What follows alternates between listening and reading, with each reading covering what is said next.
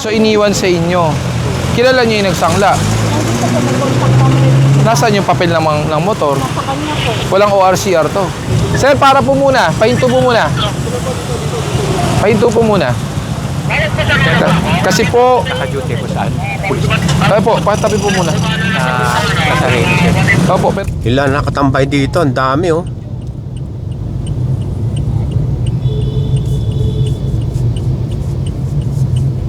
Ayan. Harang na lahat yan. Gusto mo tong helmet na bago? Subukan natin sa'yo. Halika.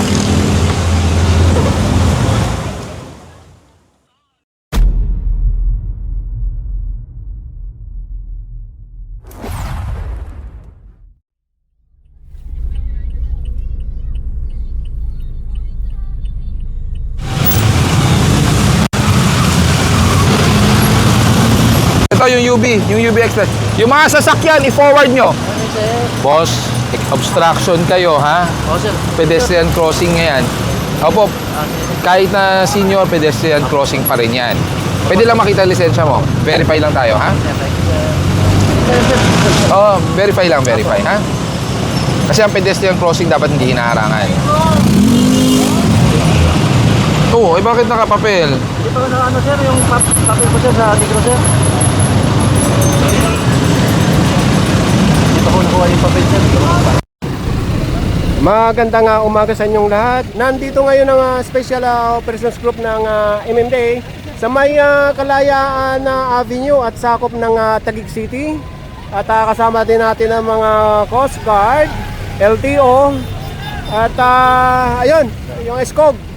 At siyempre, yung SOG Strike Force.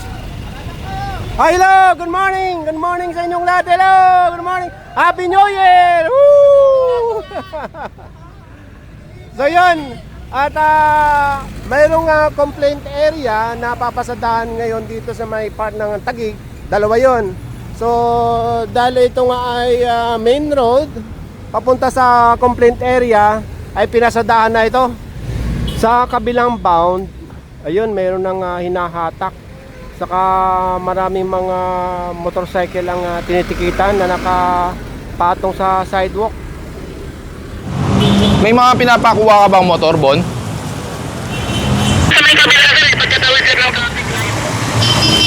Bagong uso ngayon to sir. Yan ba yung ano, pag binula, papapapapap.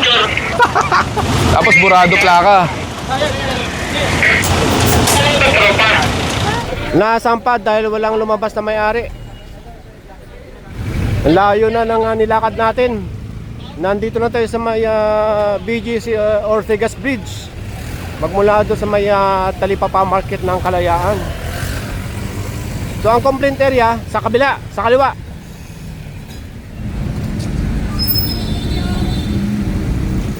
Dito sa ilalim ng BGC Ortigas Bridge at dito sa may kahabaan ng Loton, diyan maraming business na napapasadahan yung ilalim na yan. At maraming nahahatak dahil ginawang parkingan yung malapit sa may Makati City Jail. Tapos doon, kung maaalala nyo, si tatay yung may owner dyan, owner type jeep. Mukhang malinis dito sa kanan yung maraming natitikitan at nahahatak. Ito. So dito wala. At magandang balita at hindi na ginawang parkingan ito dahil ito yung nirereklamo. Pero dito sa gilid, ayun, meron. Ito tatlo. At nagpapapasok na ng tow truck, malamang mahahatak na.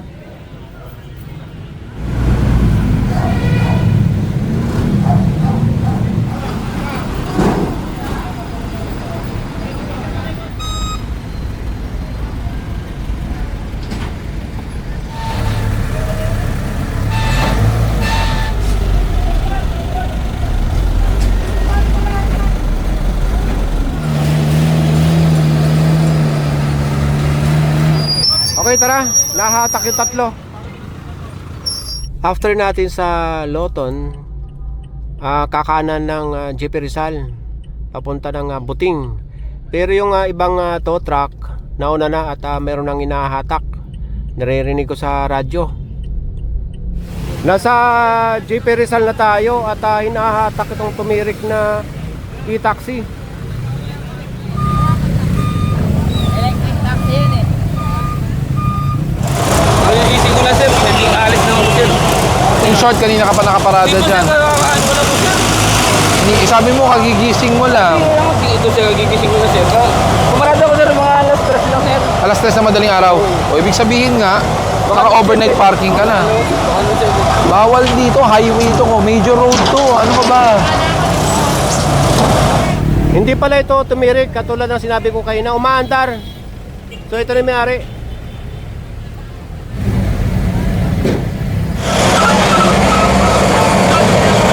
Ito yung mga naririnig natin kayo na sa radyo. Bukod sa may e-taxi, nahatak na rin itong jeep. May mga natikitan ding mga motorsiklo dito sa sidewalk. Ito, mahatak ito. Yung dalawa natikitan. Sige, mukhang hindi ka kumuha. Pumunta ka sa LTO, mag-file ka. Meron ka? Meron pa. Saan? July 7 pa po yun. Yan.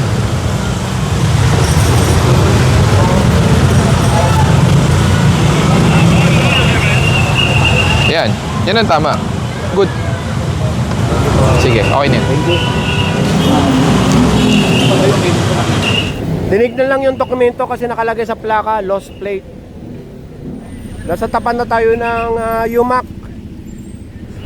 So reminders lang po ulit sa mga motorista na mayroong 2 gulong at 4 na gulong. Ang sidewalk ay hindi parkingan at kalsada. So ayon na rin sa mga nadodokumento nating clearing operation ng MMDA. Katulad niyan, kayo na pa yan, natikita na oh. So wala pa yung may-ari at nagpapatawag na ng tow truck. Nasa tapat pa rin tayo ng UMAC. So ito, mayroon ding nasita yung LTO. Nako, sangla. So in short, wala sa iyo ang papel. Hindi ko lang ito doon, kaso mapabulot yung anak ko sa school. So iniwan sa inyo. Kilala niyo yung nagsangla. Nasaan yung papel ng motor? Nasa kanya po. Walang ORCR to. Nasa kanya din po. So wala nga po sa motor, yung ORCR. May lisensya ka. Meron po. Alam mo ba ang motor o kaya kahit anong sasakyan, pag ginamit mo, kailangan meron kang carried na ORCR? Sinangla niya po. Sabi niya po kasi tutubusin niya. Hindi ba sana ito gagamitin sir, kaso mapabulot lang yun. Hindi, pero ang problema po, pampublikong kalsada po to. Considered major thoroughfare po to, ang JP Rizal Extension. Kailangan may bit-bit po kayong ORCR. Kundi, not carried po yan. Kasi tulad po nito, ano pong katunayan natin na yan po talaga ang plaka nyo? Wala po tayo magiging basis. Tapos yung plaka na kinabit nyo po dyan, bawal po yan. Unless meron kayong authorization from LTO na pinapayagan kayo gumamit ng improvised plate. Bakit? Nawala ang plaka, nasira ang plaka. Maaari po bang mahiram ang lisensya? Po kasi. Kung nagsapatos po kayo, di sana po kayo mapapara at makikitang wala kayong papel. Magmamadali po. Tinawagan kasi ng doktor. Eh paano po yan? Kahit anong papel, wala dyan? Wala po sir. Bawal yung gamitin po yan. Sinangla lang po kasi ito sa amin. Sabi 8 to 10 days. Sabi niya pwede naman daw gamitin. Kailan pa? December lang po. Ako, problema yan. Patawag nga isang LTO. Currently, walang ORCR. Ang kwento, sinanla daw. So, Pero may contact number naman po kami na nagpapa. tapos yung plaka. So, wala tayong way to verify kung yan talaga ang plaka. Talagyan sir natin lang ang video sir, bahala sila magpaliwanag. Oo. Ikot po. Ikot. Bawal po kasi yan. Opo, sunod po kayo sa LTO. Kumananong sir. Sunod na, doon po kayo. Sir, para po muna. Pahinto po muna. Pahinto po muna. Kasi po, Naka-duty ko saan? Police. tayo po, patabi po muna. Nasa ready sir. Opo, pero hindi po, bawal po yung helmet na ginagamit nyo. Unang-una, wala po kayong operation. Tapos nakatsinelas pa po kayo. Hindi po yan kailangan ko. Ang kailangan ko po, lisensya. Lisensya po ang kailangan ko, hindi po ID nyo po. Pera po ng lisensya. Lisensya po kailangan. Wala kang dalang lisensya. Nasaan po?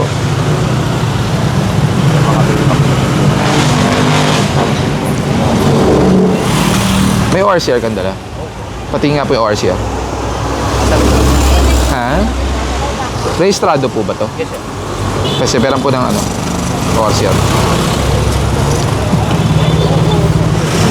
Hindi, sige po, yung ORCR na lang. Ang tactical helmet ginagamit during operation, hindi pag nagpagmomotor. Sumasama rin ako sa operation. Hindi po, wala po kayo sa operation ngayon. So dapat naka-helmet po kayo. Kaya ang tingin ako ng dispenser. Opo, pero may violation po tayo. Kailangan natin mag-verify. Kasi dalawa-dalawa po ang violation nyo. Unauthorized, nakatsinelas. Bine-verify ko pa kung may ORCR.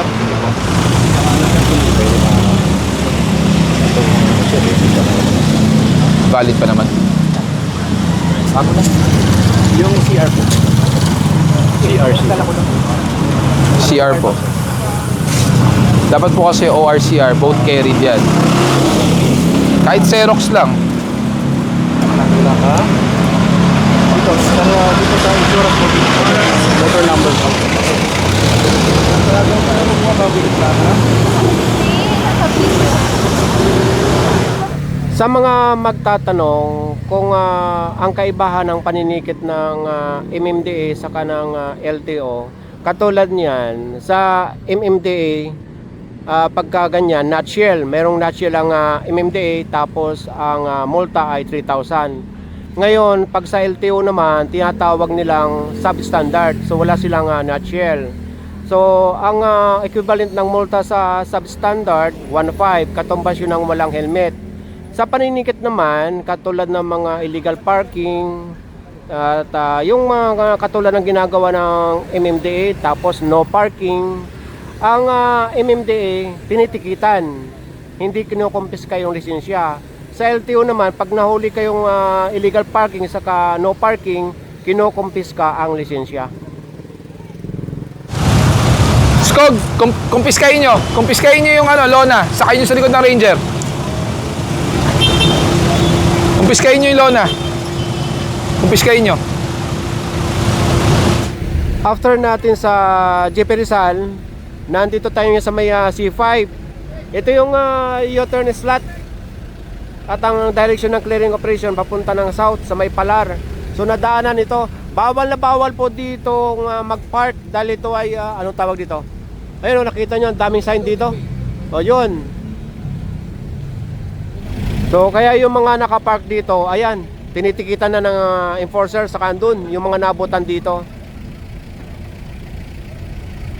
Ilang beses na ito na pasadahan? Tatlo ang natikitan. Mayroon pa rin natikitan taxi doon, isa. Bali 4 ang natikitan. So dito na tayo sa tapat ng market. At dito tayo dumaan dahil papasadaan ulit yung tunnel. Dahil ilang beses na rin pasadaan yung tunnel na yan, ginagawang tambayan.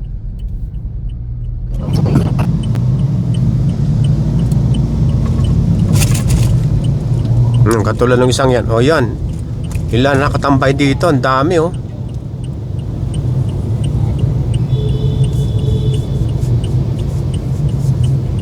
Ayan. Harang na lahat yan.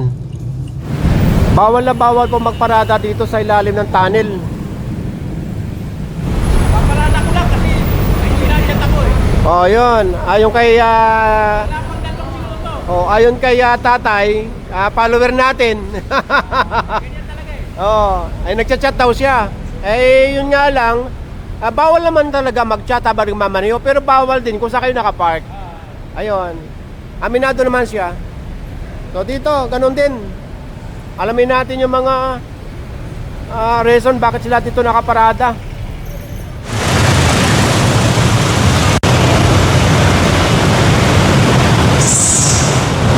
Ito naman tinitikitan ni sir. Ang reason kaya andito sila, kumakain daw. Ayon sa enforcer. Babae yung driver. Ito naman, ang reason nito, nagpapahinga. Nagpapahinga dito sa ilalim ng tunnel. Ito namang isang taxi, ang reason kaya nakaparada siya rito, tumatawag sa cellphone. Yung isa nating natanong na taxi, nagchat-chat naman. Okay, diretso tayo. Dito raw sa Petron may hinahatak. Dalawa nga. Pati yung taxi.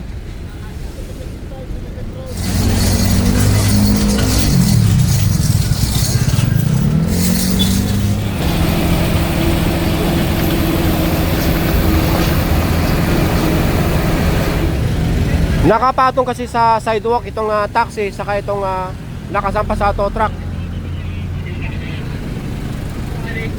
So diyan nakuha. Kumain lang kami, sir. Dito sa may West Service Road, laging na may natitikitan dito. Kumakain lang kami, sir. Pasensya ka na, pero pambira naman. Ang sikip po. Opo. Tapos lagi po, sir. Pasensya na po. Kahit na, ang sikip ng kalsada, dyan yung pang binalandra. Pasensya na po. License na po, sir. Maraming lagi natitikitan dito dahil sa karinderyang ito. Yun nga lang, dito sila nakahambalang sa kalsada. So isa na ito sa tinitikitan. Ayun, at mayroon din itong isa na tinitikitan na pick up. Itong pick up, walang driver. Mukhang matagal na nakaparada rito. Ang dami ng nakatiklop pa yung sa side mirror. So mahahatak na.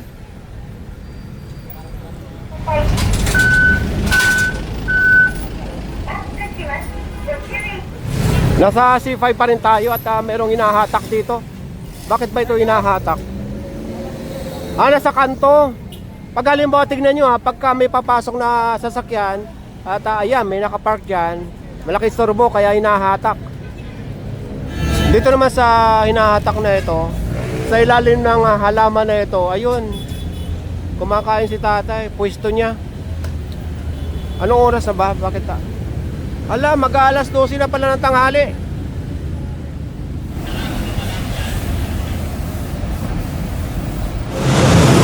Wala bang pwede maghatid dun sa isa? Wala po kasi may work, eh. Bawat po kasi ang motor dapat dalawa. Tapos wala siyang helmet. Ito lang po naman sa pala. Kahit na, C5 to. Paano pag diyan kayo na-disgrasya bago pumasok ng palak? Diba? Ano ba yan? Anak mo ba yan? Bon, dito ka sa akin sa motor. Excess passenger, overloading. Delikado yan yung ginagawa nyo. Hindi ikaw nag-iingat. Yung iba, paano pag hindi nag-iingat? Tapos ito pa, walang helmet. Diba? Lagi mo ba inaangkas? Hindi, dito lang po kasi hindi na ako galing trabaho kasi wala po maghahatid. Oh, pero siya, lagi mo inaangkas. Ito po siya. Itong isa lagi. Yung isa rin. Ito po, kaya nyo po kasi mamasahe. Namamasahe. So, isa lang ang ano. Kaso yung helmet na pinagagamit mo, ang luwag. Pag na, ano yan, kalas, di ba? Ako, sir. Dapat bilang mo ng helmet na maayos. Ba't di mo pa binilhan? Ikaw talaga. Pasensya na, sir. Bigyan ko na lang ng bagong helmet, yung bata. Diba, sir? Oo. Pahingang helmet pang bata ka mo. Maraming salamat, sir. Para hindi ka na bumili. Natikita ka na rin eh. Alam nyo, kaya kayo tinitikitan. Para matuto rin kayo sa pagkakamali nyo. Para sa susunod, hindi na maulit, di ba? Oh, ba't ka nagka-cry? Gusto mo yung bagong helmet mo? Gusto mo tong helmet na bago? Subukan natin sa'yo. Halika. Oh, di ba? Safe ka. Oh, okay ba? Anong grade ka na? Grade 3. Ba't ka umiiyak? Ba't ka umiiyak? Okay lang yan. Kasi para safe ka, di ba? Alam mo, kailangan ng helmet. Tama? Grade 3 ka. Ikaw, anong grade ka? Grade 5. O yan, pwede na kayo magmotor. Pwede mo na iangkas, pero dapat dalawa lang kayo. Okay? Mag-aral na mabuti, ha? O, para safe kayo lagi. Sige na.